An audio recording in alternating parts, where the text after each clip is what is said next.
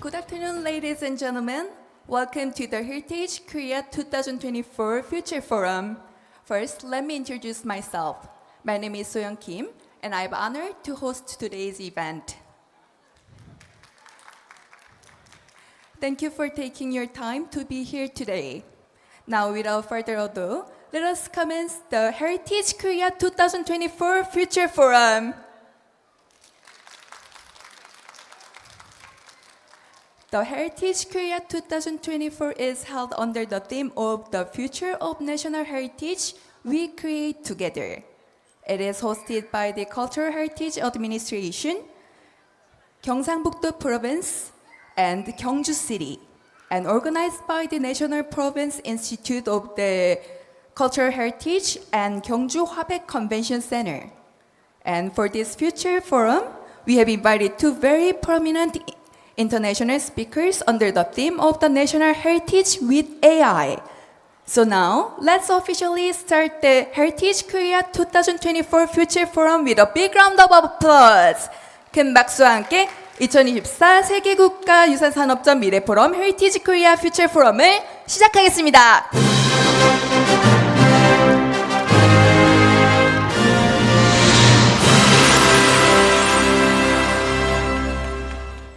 First, it is my honor to introduce Professor Cristiano Ranocchia, a renowned expert in ancient philosophy and philology, and professor at the University of Pisa. Recently, he made the headlines with the remarkable discovery of Plato's tomb location, a groundbreaking find in the field of the classical studies. Today, he will share his insight and research on extraordinary discovery. He will present advanced techniques and Herculaneum papyri, new tools for the reading of hidden texts in ancient Greek papyri. So, let's give him a big round of applause. 크리스티아노 라노키아 교수님을 큰 박수로 모시겠습니다.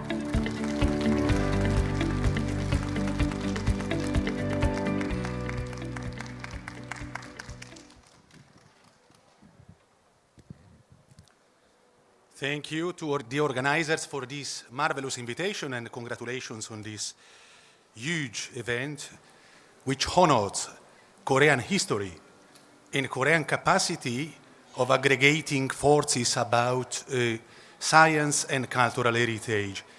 So I'm going to speak about a technical topic, but I will try to be not too technical because this is a general public. So this is a project funded by the European Commission under the Research and Innovation Program Horizon 2020, European Research Council. And many institutions are involved, as you see. The first and the most important is the University of Pisa, but also the National Research Council of Italy, which is the main public research body of Italy, and the Ministry of Culture and the National Library of Naples, where the Herculaneum papyri are historically kept since the beginning of the 20th century. So, what are the Herculaneum papyri? You know, we have found thousands, hundreds of thousands of papyri from Egypt, and these are the so-called Greco-Egyptian papyri. The Herculaneum papyri are the only collection of papyri found and preserved in Europe, because in Europe we have no good climate for the conservation of papyri. A papyrus cannot preserve more than 200-300 years in normal conditions in Europe. These papyri have been preserved by the famous eruption of Mount Vesuvius, a terrible one in 79 AD, the same which buried these towns of Pompeii, Herculaneum, Stabiae, and Oplontis. The beginning of archaeology is strictly linked to the excavations of Pompeii and Herculaneum promoted by King Charles I of Naples, later Charles III of Spain, which was considered the king archaeologist because he inaugurated the excavations of Herculaneum in 1738 as modern archaeology and papyrology didn't exist yet. So the specific site of Herculaneum in comparison with Pompeii has undergone a different volcanic phenomenon, a so-called surge, or a volcanic cloud which has buried it under 30-40 meters magmatic material which has become stone. So the only way of excavating Herculaneum was making tunnels. King Charles III made channels to be made to excavate Herculaneum. And the first finding, one of the first findings, not the very first one, was the so-called Villa of the Papyri, of which you can see here the first map. A map drawn by the Swiss architect Carl Jacob Weber in 1762, made not on the ground not of normal excavations, but underground excavations. In gray you can see the tunnels, and through these tunnels many marvelous bronze and marble statues and about 1,000 Herculaneum papyrus and about 1,000 papyrus rolls were found. This is a modern reconstruction. For the reconstruction of what this villa was. This is probably the most magnificent and luxurious Roman suburban villa one has ever found in the Roman Empire. It was owned by the father-in-law of Julius Caesar, Lucius Calpurnius Caeso Pesoninus, consul in 55 BC, probably who was the patron, the dominus of Philodemus of Gadara, the owner of the library. This is what has been excavated a cielo aperto, so in the normal stratigraphical way today, just a small portion of the villa, namely one small portion of the first, the second, and the third level, and the rest is still underneath. So maybe hundreds more papyri can be wait to be found and discovered in the future inside the underneath. This is one papyrus roll, typical book of antiquity, a 20 centimeter high roll and 5-6 centimeter thick roll. This is how a book looked like in classical antiquity in Greece and in Rome. These are 3 more rolls, 2 entire ones and a small portion of another one, you can see. And this is the machine used by a Genoese friar, Padre Antonio Piaggio, at the middle of the 18th century to unroll the papyri, because a huge problem it was before the discoverers of these rolls, how to unroll them without destroying them. They are extremely frail, and it's impossible to unroll them without destroying them. The most successful, the only system used for 170 years is this machine, which is today still preserved in the National Museum and the National Archaeological Museum of Naples. We have 2 examples. On the left, you can see the functioning in an old engraving of 18th century, the function of this machine. A roll was put on it and very slowly unrolled through silk threads, and through a mechanical system, an entire roll was unrolled for many months. During Piaggio's time, namely in the latter half of the 18th century, only 17 rolls were unrolled, do you see?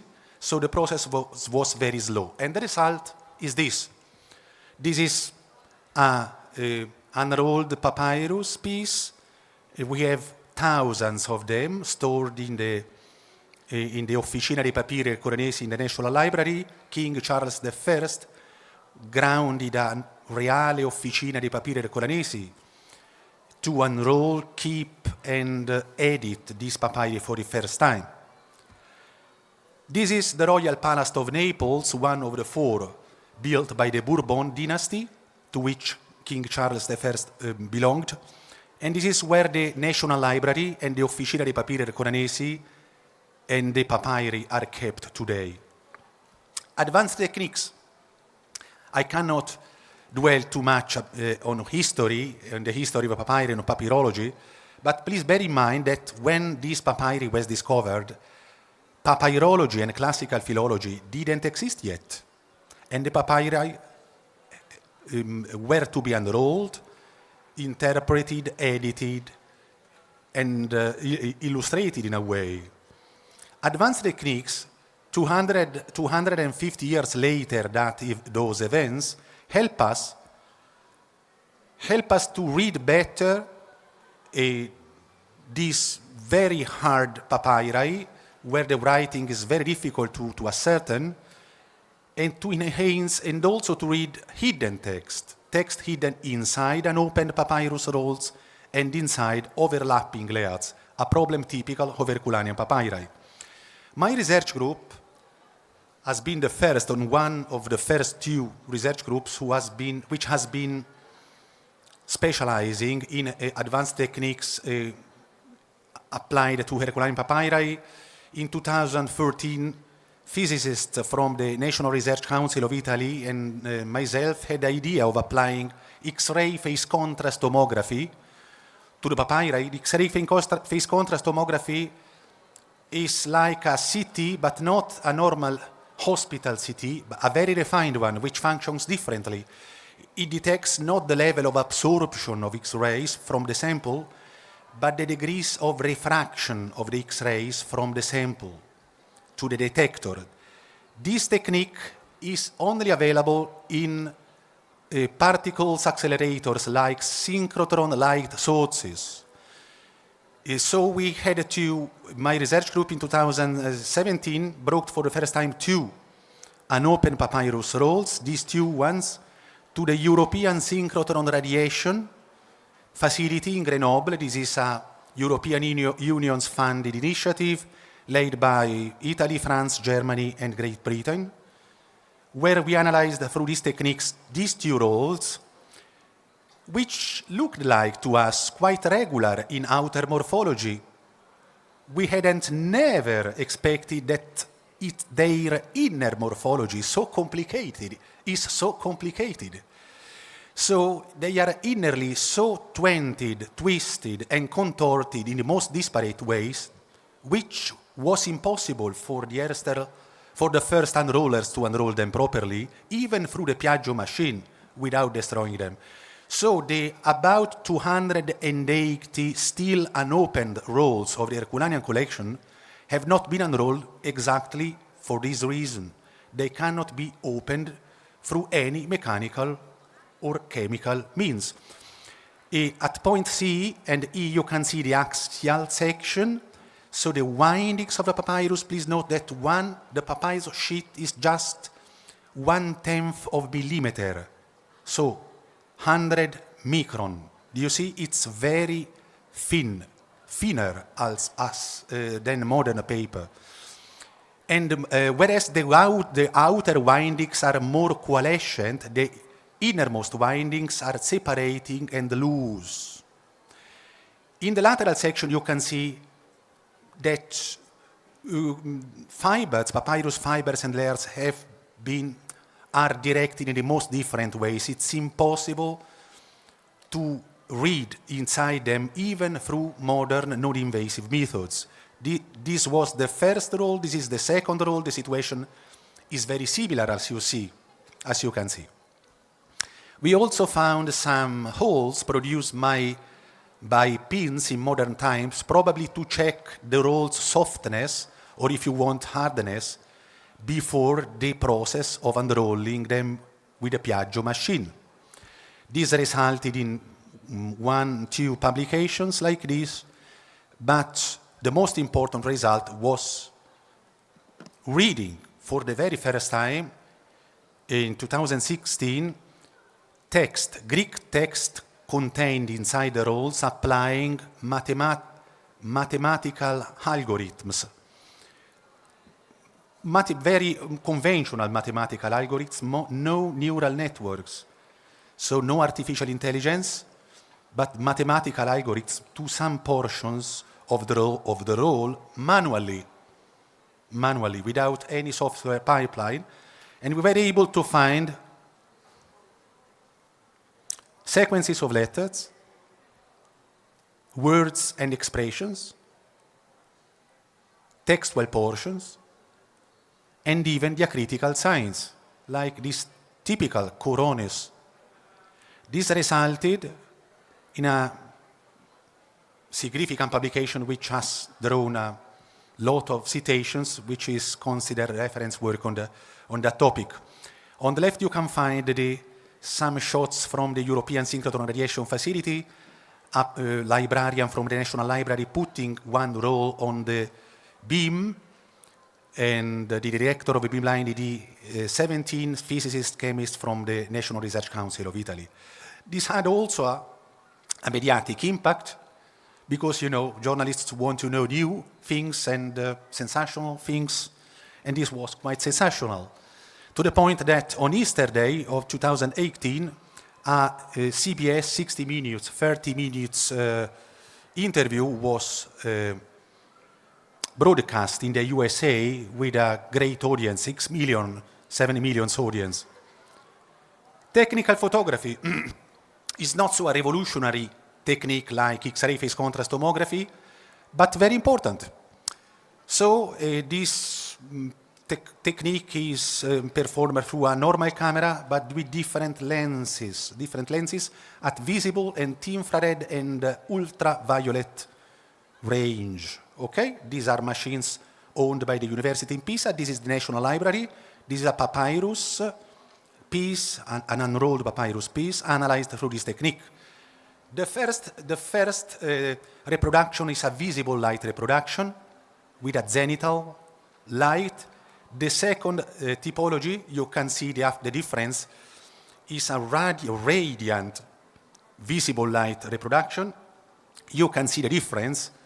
The latter one reveals the morphology, the surface morphology of the piece, but no writing, no Greek text is still visible. The Greek text is eventually visible by applying a near-infrared range, typically at 950 or 1,000 nanometer. Here you can see the remains of 4 text columns on the upper portion, and there are many overlapping layers on the lower portion, so that it's impossible to ascertain the text properly. Okay? Here you see the difference, huge difference between a visible light reproduction on left and a near-infrared reproduction on the right. On the left you can see no text at all. On the right one you see the text perfectly. This was the first revolution, so to speak, of Herculaneum papyrology in modern times. The technique was applied for the first time not by my own research group, but by an equipe from Brigham Young University, USA, in 2000. This is another kind of technical photography reproduction. It is an ultraviolet fluorescence reproduction. It reveals no text, but it highlights organic materials like fish glue, pelle di battiloro, so those materials which were applied to the rolls, to the outer portion of the rolls before unrolling, for keeping them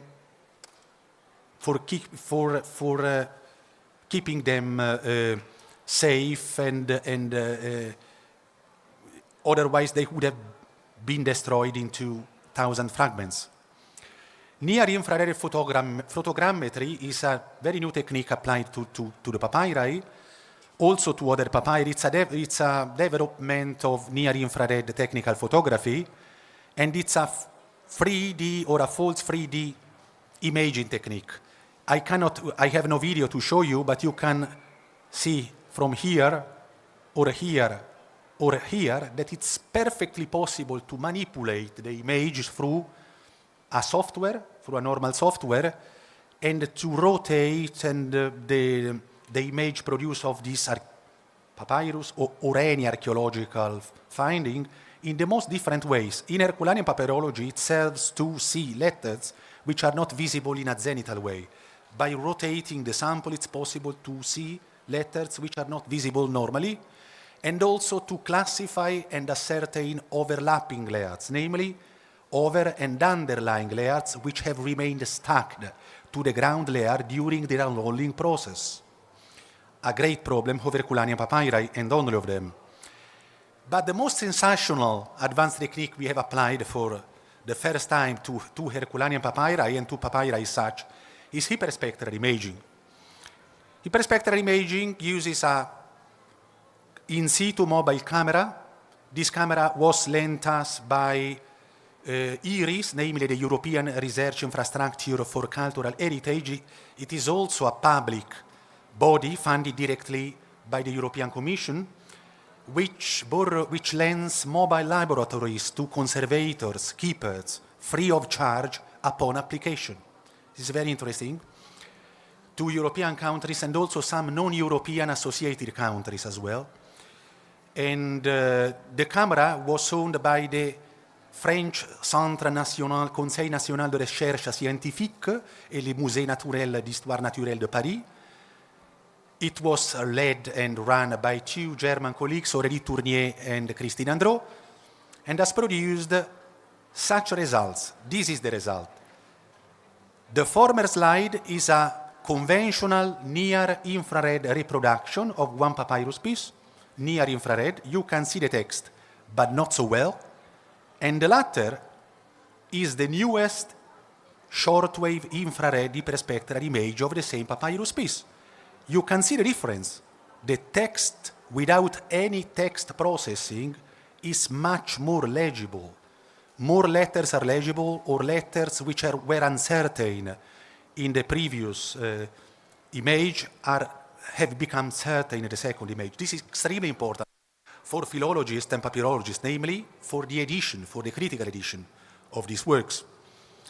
But through this technique, we were also able to find for the first time, in a non-invasive way, some textual portions from the back of the roll. From the verso, this is the technical work, recto and verso, front and back, from the back of the roll, without turning the piece, which would be impossible without destroying it. It is glued. All unrolled pieces are glued on paperboard. Inside the cyan blue ellipses, you can find some instances of this text.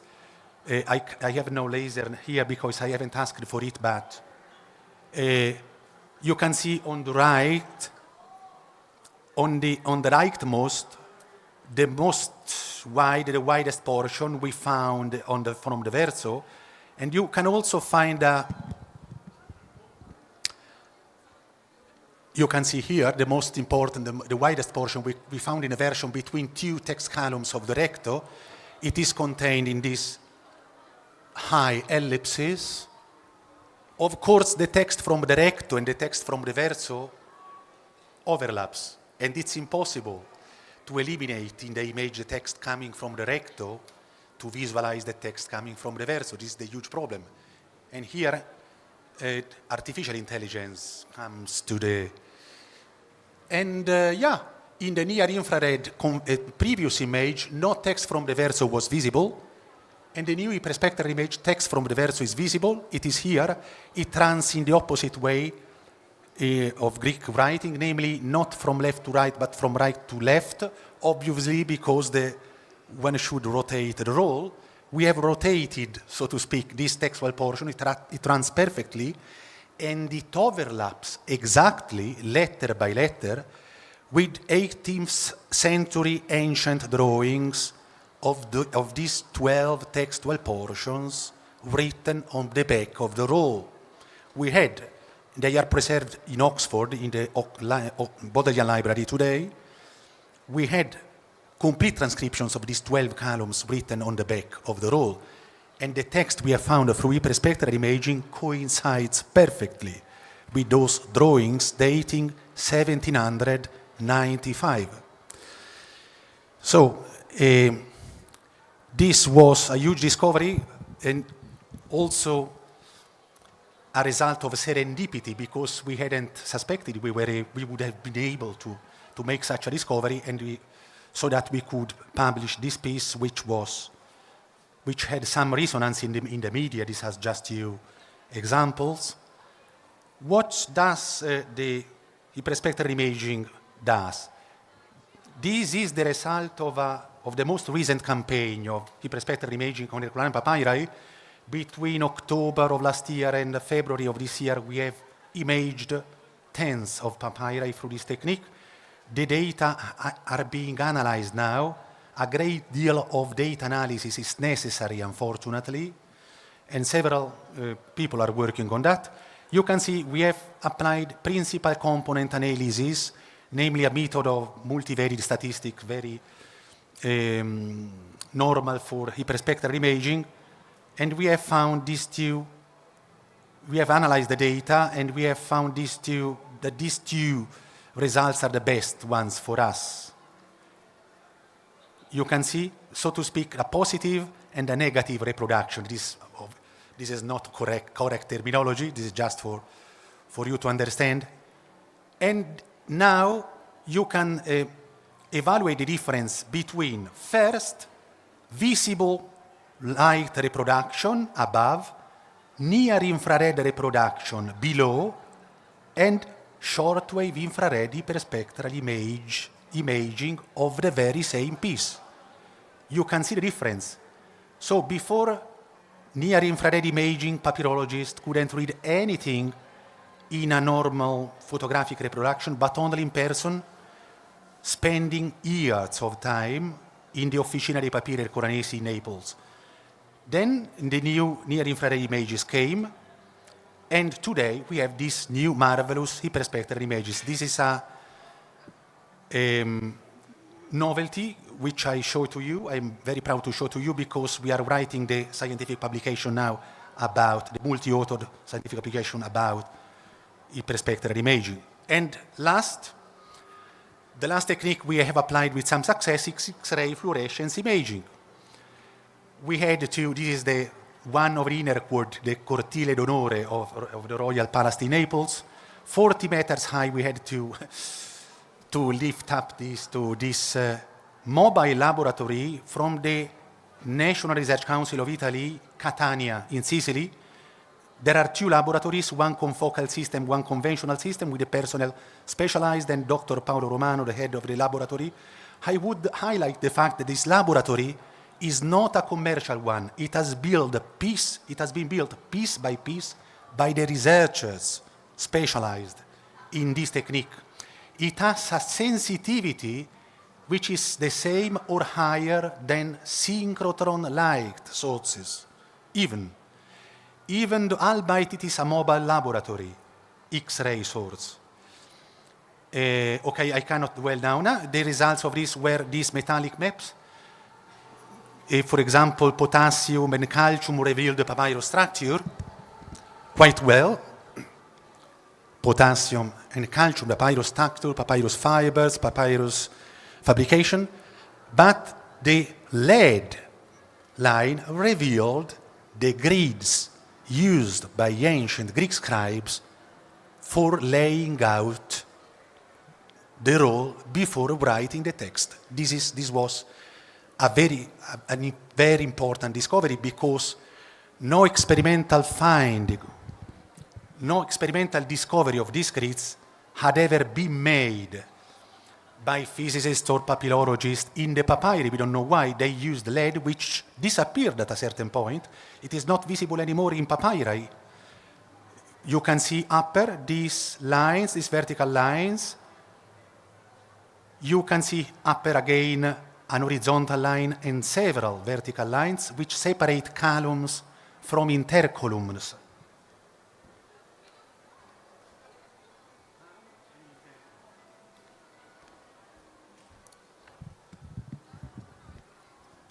This is the most impressive case. This is a papyrus from Epicurus on Nature, you know, the famous philosopher Epicurus.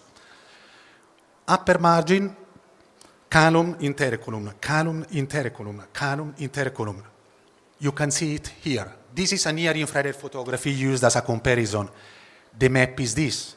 This was a huge discovery. We knew about that only from ancient sources, from classical authors about this practice, but we didn't have any experimental evidence of them. So this is the third, more elaborate system, not only vertical lines, but also single horizontal lines, each one for underlying each line of text. You can see. These are real grids. This resulted also in a recent publication, scientific report, which also had some mediatic outputs. The results of this is papyrological and philological work. I have almost finished. We have launched a new series by Brill, Papyri Graecae Herculanenses, of which the first volume, the edition of the famous History of the Academy, the academic school, by Dr. Kilian Fleischer, contains the novelties about Plato, his life, his successors, his death. Philodem-Geschichte der Akademie, more than 1,000 pages volume. This is the first one. A second one is coming out now. And it's a collection of testaments by Philodemus himself. The second result is the launch of a new scientific journal by Fabrizio Serra Editore, devoted entirely to philosophical papyri, not only those coming from Herculaneum, but also those hundreds papyri coming from Egypt. We have plenty of them. The last result was the launch of a very user-friendly, open-source scholarly platform for the ongoing collaborative edition of papyri. Several papyrologists can remotely edit a papyrus together under the guidance of a chief editor through this system, which doesn't exist in the market today. And one can write in Word, and the system codifies the word in XML. Today, to publish papyri digitally in papyri.info or Trismegistos is necessary for papyrologists to learn the informatic language, to learn XML, which is unnecessary and crazy, so to speak. This is the viewer, namely the Greek school's viewer, where our new critical editions are also open access, visualized and searchable, indexable, with diplomatic transcription, literary transcription, apparatuses, and translation. So, there were a certain mediatic explosion in the last times after these Platonic findings in this new edition, but I cannot guarantee you that any time when one makes a new critical edition of a Herculaneum papyrus, discoveries as such, like these, come out.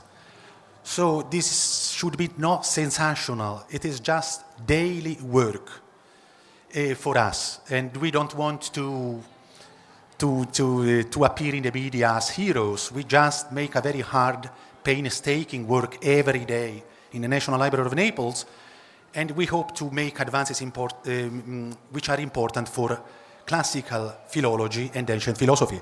Thank you very much to all of you.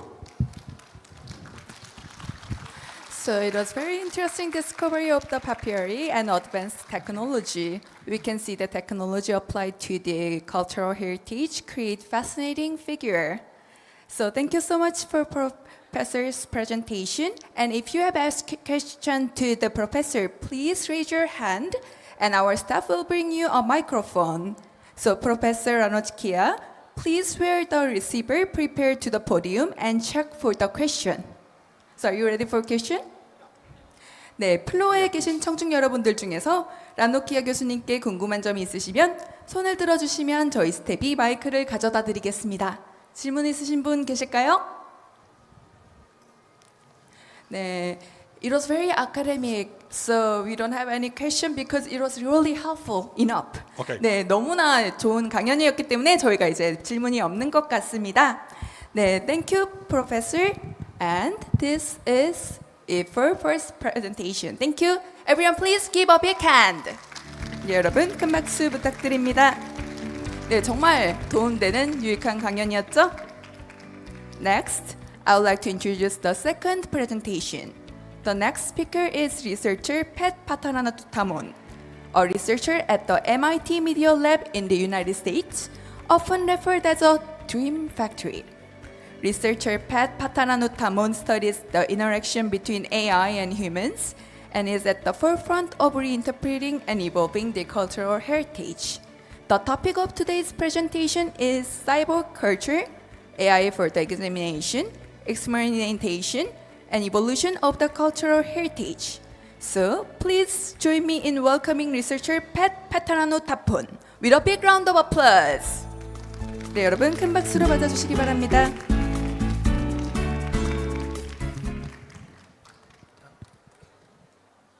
Thank you so much. It's an honor and privilege to be here. I hope everyone can hear me okay. Great. All right. My name is Pat. I am a recently graduate from MIT Media Lab, and today I would like to talk a little bit about cyborg culture, examining, experimenting, and evolving cultural heritage with AI. But before I say anything, I want to say, what happened? Oh, that's the end. Can you go back to the beginning? 네, Yeah, 잠시만 before I start anything, I would say 안녕하세요, right? I hope I do it correctly. I'm honored to be here in Korea. This is my second time. So, I want to start this presentation by saying it matters what story we tell to tell author's story. What thought, think thought, and what world. This is the quote from a great philosopher, Donna Haraway, who had think a lot about how technology and the way that we think about technology influence the future. And I think this is really important framing as we think about cultural heritage, because culture embodies wisdom, knowledge, way of being, essentially the story that we tell ourselves about how we're going to make it as a human species. What are we going to do, in the face of challenges, with new technology, with new global issue, right? Culture is a way of being. And I think, as we talk about technology, and you're going to hear more about AI today, we need to think about what technology is going to do to culture and heritage, and also how cultural and heritage can contribute to the development of future technology as well. So that's why I think this image is really powerful, because, in a way, it's a timely and timeless picture, one of the prehistoric era and another one of a modern human reaching to one another, right? So to talk about cyborg, you cannot talk about it without at MIT, right? This is to provide you a little bit of context of where I'm coming from. I'm from the MIT, Massachusetts Institute of Technology, especially the lab called the Media Lab. And the Media Lab is not about television or social media. It's about how do we invent the future with different advanced technology. How do we co-create the future that we want to live in through different medium and technological expression. And the lab is very unique because it's at the center of art, science, design, engineering. So it's a truly interdisciplinary research environment that really combines all these disciplines together. So within the Media Lab, there are different research groups. I'm part of the Fluid Interfaces group. Each group explores different aspects of the future and how we can invent new technology. The lab is known for inventing touchscreen that I think is now part of today's society and culture, right? Today, everyone uses touchscreen from Samsung phone to iPhone and all kind of phone. But the Media Lab continue to invent the future by making new prototypes that really demonstrate, what the future might look like, from physical interface that allow us to send touch over digital platform, or a system like this that allow us to actually connect plant with robot, so that you can connect bio and digital system together. The plant can now go and actually find its own light, or find its own the unique environment. Or we also learn from nature as well, like learning how to build architecture. I think this might be applicable for cultural heritage preservation as well. 3D printing that can print itself, right? Or things that printing at scale, like this one, where we make a 3D printing that can actually 3D print the whole structure. And there are many, many more examples that are very exciting at the Media Lab, to really thinking about what the future gonna look like, or even in space as well. This is a project where we look at self-architecture or self-assembly architecture in space. or even dream engineering. What happened when we can control or change the way that people dream? Maybe we can make them dream about the past or do something interesting there. Or even the breast cancer embedded in a wearable device. So all of this is to say that technology should be in the service of humanity by looking at what happened when we use this technology to our benefit. And for me personally, as you can see my dress, I really love dinosaur, and that actually has been one of the inspiration for my work, is combining the power of dinosaur, like the biology, with digital system. So my work explore how the technology like AI can really support human in different ways, from learning, from helping us become more healthy, and it can happen, across different domains, from on Earth, like where we are right now, to all the way in space. Like this is a project we did with NASA, where we explore, what would the future of human life in space might look like, as you can see here. The ultimate goal of using technology in all this work that I think is very important, and I think this will connect very well to the next part I'm going to talk about, the culture and heritage, is that instead of using AI just by itself, focusing on AI or system as its own entity, we should focus on switching from AI to IA, which is intelligence augmentation. It's about how do we support people, intelligence and creativity with AI. But one step that we can also go further is also thinking about how AI could uplift humanity, and that includes society and collective of us, and think about AI that can lead to human flourishing, which I think is really, really important. So in my research, the human flourishing part that can come from AI, I focus on 3 aspects. How do we help people gain more wisdom with AI? How can make them, be more excited and be inspired to learn about the world and themselves? That I think is the area of wonder. And finally, if you cannot have, a good health and well-being, you cannot do any of this, right? So in my work, I am essentially creating a cyborg by creating this sort of symbiotic relationship between human and technology. And the term cyborg here is very important. It's actually not about turning human into a robot like what you might have seen in science fiction, where human is losing part of ourselves, but it's about how technology can help us become more human than ever. The term cyborg actually came from a scientific paper that was published in 1960 talking about how technology can free human to create, to think, and to explore. Right? And I think this is very important when we kind of look at these 3 areas of how technology can augment our wisdom, wonder, and well-being, especially in the context of culture and heritage, which I think is a broad umbrella that connects to all these aspects, right? Many of the projects that we see in the exhibition or in the conference today focus a lot on the digital, tangible cultural heritage, right? Which is things that we can touch. But my work on AI and human augmentation or empowering people is more about the digital, intangible cultural heritage, knowledge, wisdom, and information that are being sort of captured informally that are also very important to who we are as a human species. So today I would like to share 3 examples that we try to address, taking this inspiration of cyborg, which is about using technology to uplift human condition and apply it to cultural heritage. And think about how these 2 things can inform one another, how the idea of cyborg can inform culture and how culture can inform the future of cyborg and human AI interaction research. These 3 projects, I think, expand or build on, the prior work that I just talked about, and is looking at how we can learn from the past, right? How can we re-examining or exploring the past in a more interactive way? And finally, how can we innovate by going between the past, the heritage, and into the future? These 3 projects will sort of, as it unfolds, will combine into this insight. So the first project that we explore is about the idea of virtual human. Virtual character, I think, is becoming more common as we use AI in our daily life. With generative AI, ChatGPT, all of these things make AI become very popular.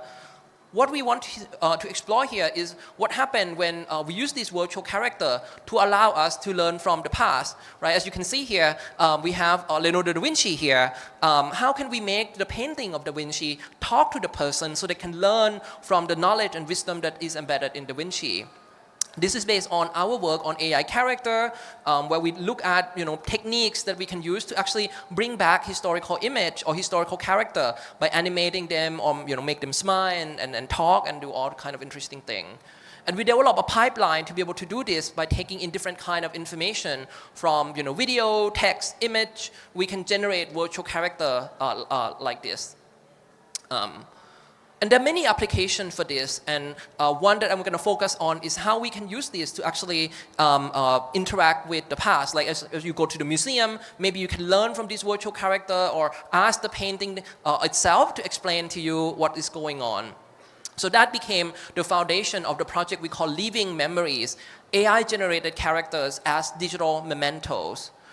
What we mean is that, if you look at the human history, right, the way that we preserve our story and pass it on from generation to generation shift or change as we invent new medium. When we invent writing or when we invent photo or image, we also invent new ways of passing on knowledge as well. What would happen when you have AI as part of the equation? What happens if you can tell story not in the passive way but with AI? And there are many other examples already that are addressing this. For example, an archive of people that lived through the Holocaust. There is an interactive exhibition that you can go and kind of have a sit down with a virtual character that is based on the real survival of the Holocaust, for example. What we develop here essentially is an architecture that allows us to reduce the hallucination of the AI so that the knowledge that these characters are presenting is authentic to the original character. So here we develop two systems where one is a generative model in the bottom that first use semantic model to retrieve the original writing, in this case of Da Vinci, right, from his own notebook, and then turn that into human-like conversation. So it doesn't just use ChatGPT or language model to generate answer, but really try to retrieve it from the credible sources. And we build a prototype that people can talk and learn from virtual Da Vinci. But what is really important here is that when we test this system, this kind of approach actually work very well in preserving the style of the original writing. It's also preserve the content and also the understandability of the text. But I think the most critical aspect of our evaluation that I think is really interesting is that AI doesn't replace the way that we learn history or doesn't replace the way that we learn about the past. Because when you introduce AI, it doesn't actually increase much in terms of curiosity or learning effectiveness or motivation. But when you combine these two approaches together, that's when we have the best outcome of the experience. So what does it show us is that technology really require a context. You cannot just give a technology and expect it to work.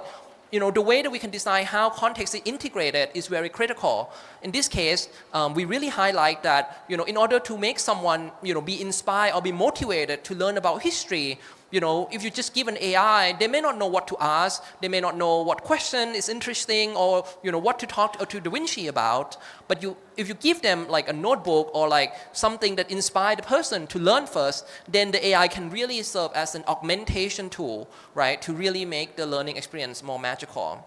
And there are many ethical considerations for this, right? When you use AI to recreate history or when you use AI to sort of bring aspect of historical knowledge to the modern day context, there's a lot of ethical consideration. Like how can we make sure that the knowledge is accurate?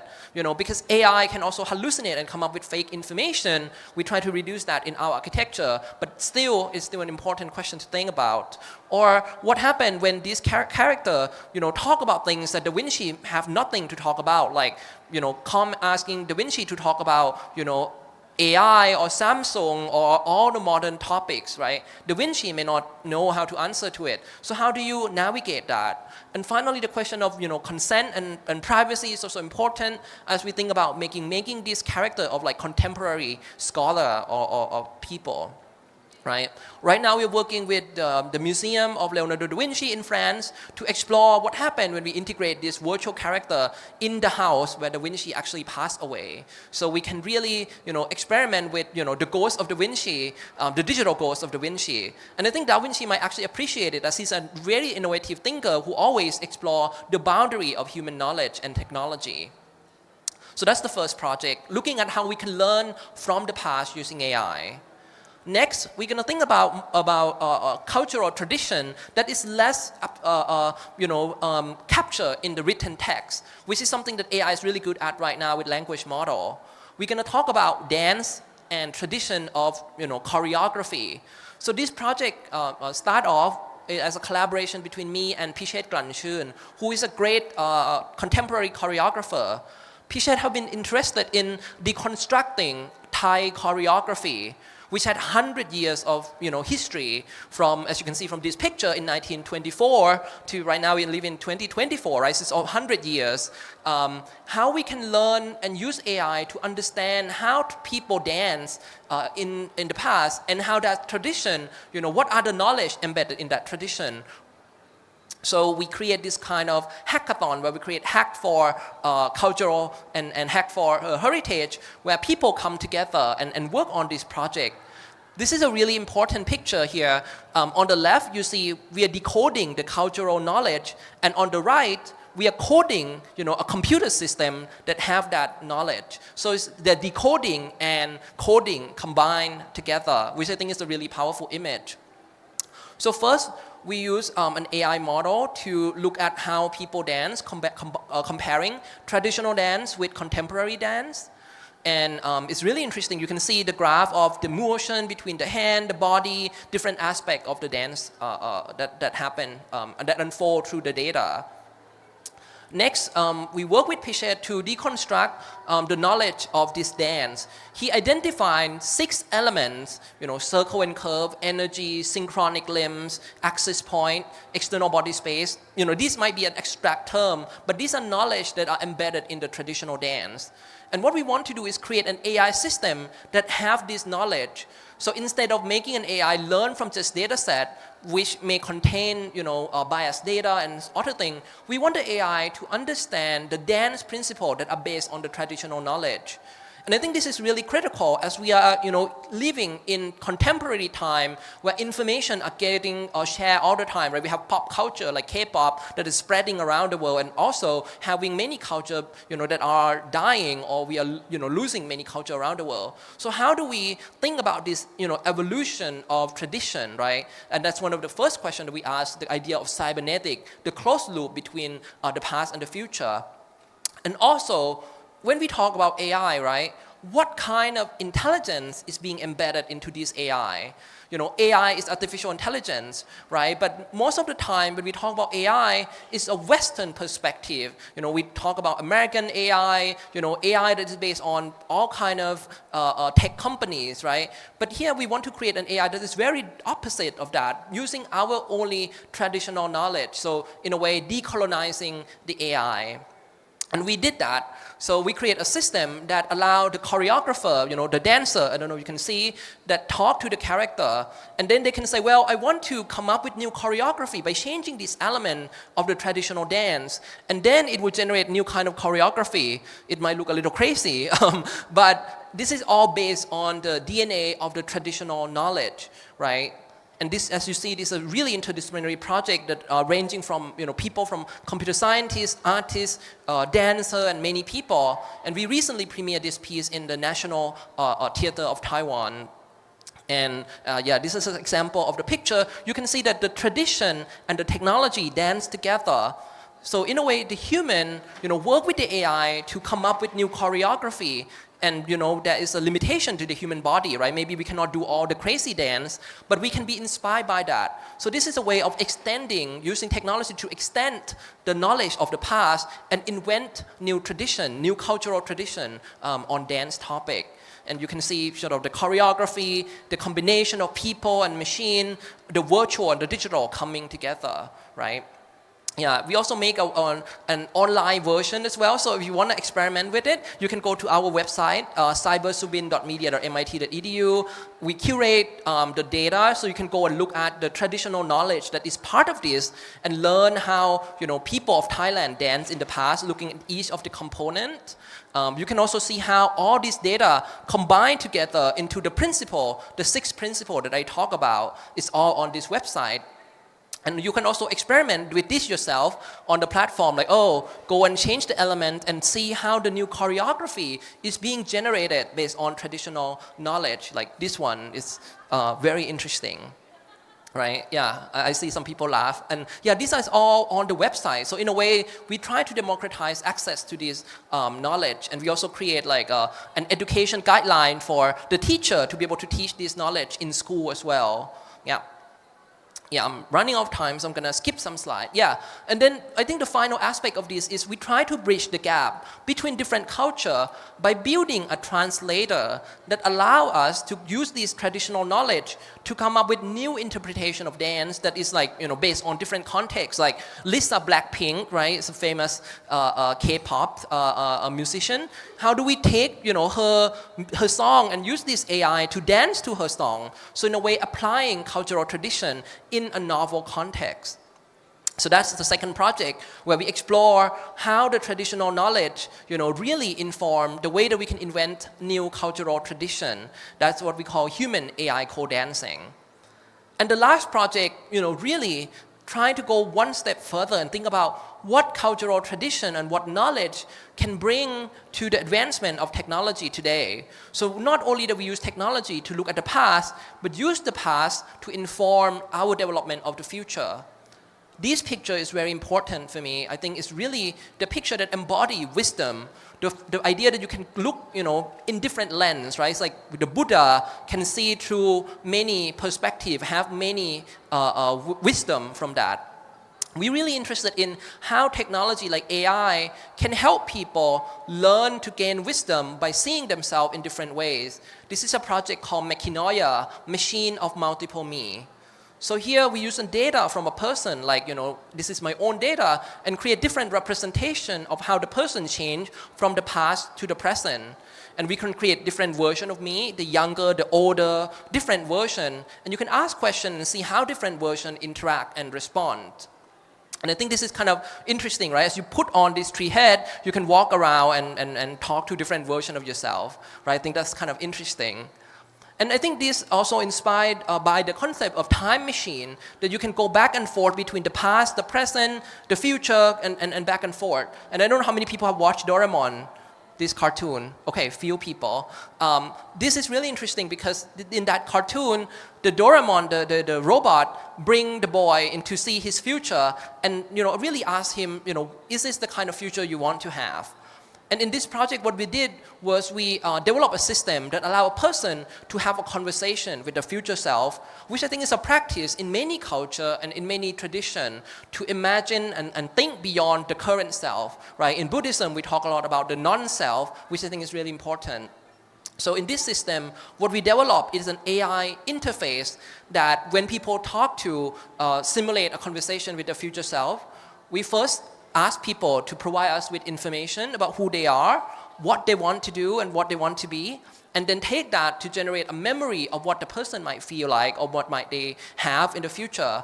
And we create a representation of an older version of themselves as well. And this is an example. You can see me talking to a 60 years old version of me, which I think is really, really interesting. And the impact of this project is that, it's reduced people's anxiety, as you can see on the graph, compared to the control condition. It also makes people connect better to their future self. And maybe, they will pay more attention to important things like cultural heritage or, cultural preservation as well, right? But this AI tool serve as a method for self-reflection and thinking about, long-term future, what kind of future you want to create. And yeah, so this, I think, combined together really highlight the idea of cyborg culture, right? When we have this symbiotic relationship with technology, how that would inform how we think about the past, cultural heritage, and also how cultural heritage inspire us to think about new cyborg or the future cyborg as well. And this, I think, is grounded in this idea of wisdom, wonder, and well-being, which I think is really, really important. Is also part of a bigger question of how we can use AI, going beyond AI by itself to intelligence augmentation and to the idea of using AI for human flourishing, really support human being more human than ever. Is the idea that we can pass on this wisdom and knowledge and way of being through technology, right? before I go, I would end with something that I think is exciting for me. Beyond being a scientist, I also think a lot about what can we do to sort of invent new culture, right? Especially as we are adapting to rapid technological change. So I have worked with Netflix to create a new science fiction series, right? Sci-fi is always a beacon of the future. It's help us think about what happened when the world is different. How are we going to make it as a species? And in this new series that I co-create coming up in November, hope everyone go watch it. I create this series based on the tradition and knowledge of Thailand, where I'm from, and think about what happened in the future. What happened when religion and technology collide together, right? This is, I think, is the essence of science fiction, is to help us think about the cultural impact and the societal impact of technologies. And you can watch this coming out in November. All in all, this project, science fiction, research, all of this, again, is coming back to the idea of human flourishing, which is the word that I want to impart on every one of you today. We are living in a very interesting time, in a time that is very challenging and also full of opportunity, right? We are making AI, machines, technology that are becoming more and more like us. They talk like us, they dance like us, they look like us. But at the same time, are we losing ourselves by making ourselves into machine? Are we mechanizing the human? How can we not create this kind of paradox, right? It's really sad to see that as AI becoming us, we are becoming them. We are becoming the machine. How can we instead use AI to really allow us to connect the knowledge, the wisdom, the culture from the past, the present, and the future? I think that's the role of cultural tradition and cultural heritage. And that's what technology should be about, allowing us to have more wisdom, wonder, and well-being, and make us more human than ever. I think that's really important. With that, again, coming back to Donna Haraway, it matters what story we tell to tell author stories. What thought, think thought, what story or what culture make world, and what world make culture or make stories, right? I want to end with this. And with that, I would say, 감사합니다. Thank you so much. Thank you.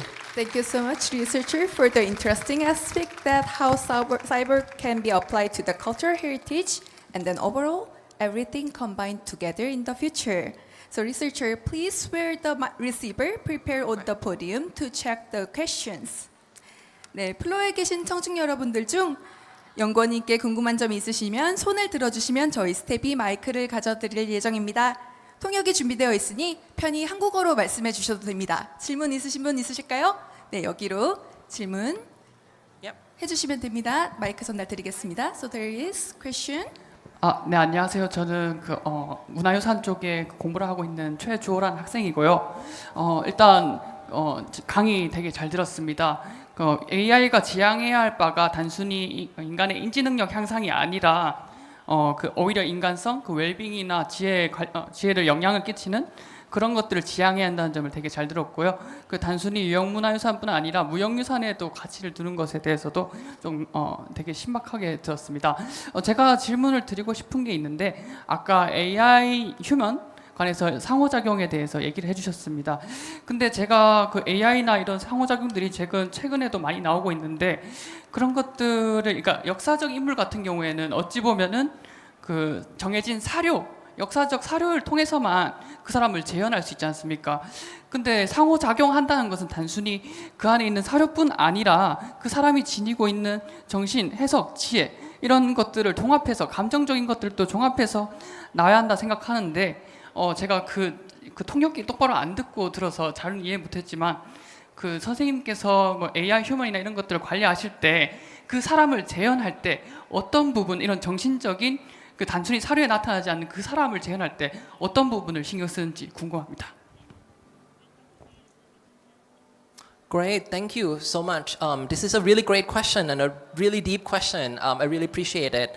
I think the question was, when you create virtual character and AI interaction, right? It's beyond the information. It's beyond just representing what's already there historically, but really interpreting it and really understanding it, like the emotional dimension, the philosophical dimension, and all these aspects. I think I think that's a really, really good point. I think right now in our development of AI, we're still limited by the technology, right? We have language model like ChatGPT, but it's just text, right? But things that are, not text, like dance, for example, or folklore, or stories that are oral tradition, not a written tradition, right? These are something that is, is lost in the process. So how do we capture that? I think that requires new technological intervention as well. And it's not just about technology, it's also bringing more researcher, right? Like, people like you who really understand cultural heritage to inform technologists and engineer on what kind of technology they should develop so that we can have a system that really allow us to really learn from the past, and not just the past that is already available, but the past that have already been forgotten and have been lost along the way as well. So I think that's an open research question, and I'm glad that you are asking that question because it means that we have more people looking for that and doing that kind of research. So thank you for that question. Thank you so much. 네, 감사합니다. 하나 더 질문이 있습니다. 그냥 사적인 질문인데 그 공룡에 대해 되게 관심이 많다고 하셔서 그 옷도 복장도 그렇게 입고 오셨다는데 어떤 공룡을 좋아하시기 때문에 그런 복장을 하셨는지 그냥 궁금합니다.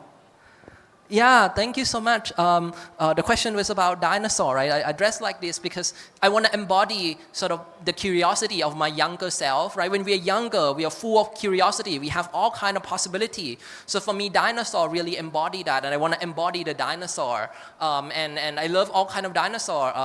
Stegosaurus, T-Rex, Raptor, Velociraptor, Spinosaurus, all of them are great. So I love all dinosaur. Thank you. Yeah. 감사합니다. Thank you so much. 네, 감사합니다. 또 질문 있으신 분 있으실까요? 손 들어주시기 바랍니다. 여기 앞좌석에 손 들어주시는데요.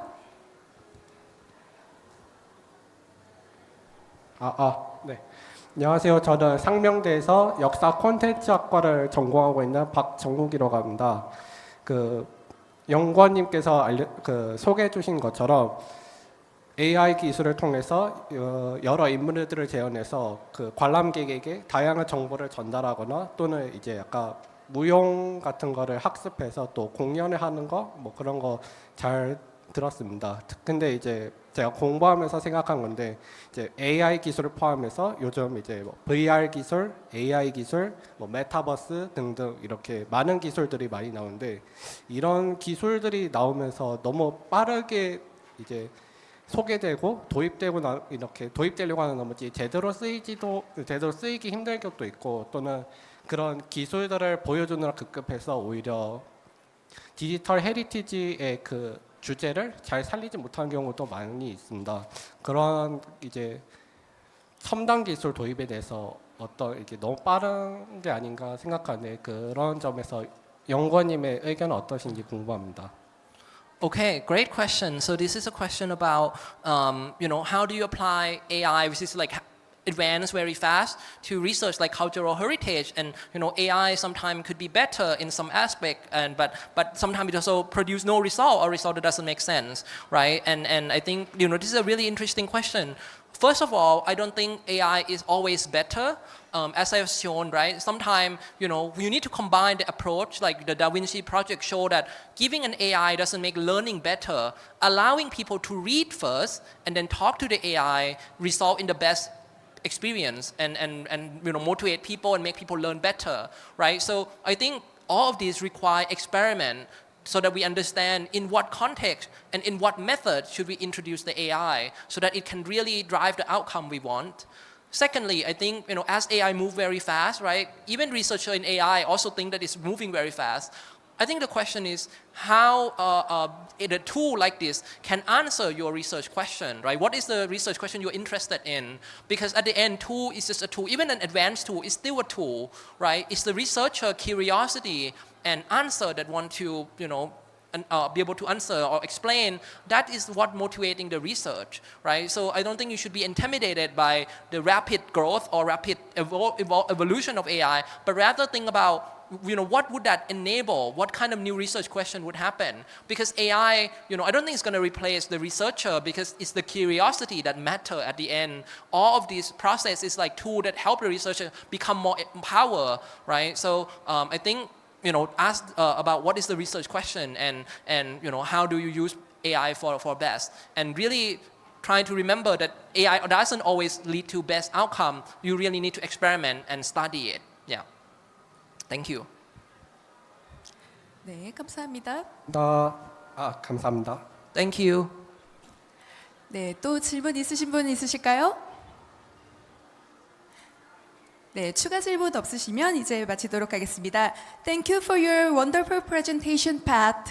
Thank so you. this is it. Everyone, Thank you please so much. give a big hand. Thank you. Thank you. Thank you all for joining at this insightful forum on AI and cultural heritage. As we move on forward, it's clear that AI will play a pivotal role in preserving and promising our national heritage for the future generation. Let's continue to innovate and collaborate, ensuring our past is protected through the technology of tomorrow. I hope this forum has been inspired new ideas and partnerships. Thank you, and I look forward to seeing your future we create together. Once again, I'd like to extend my gratitude to two speakers for their excellent presentation, and I'd like to send my sincere gratitude to all the participants who are here today despite the busy schedule. This was announcer So-young Kim, and thank you so much everyone today. Have a great afternoon. Thank you. 함께 해주신 여러분 감사합니다.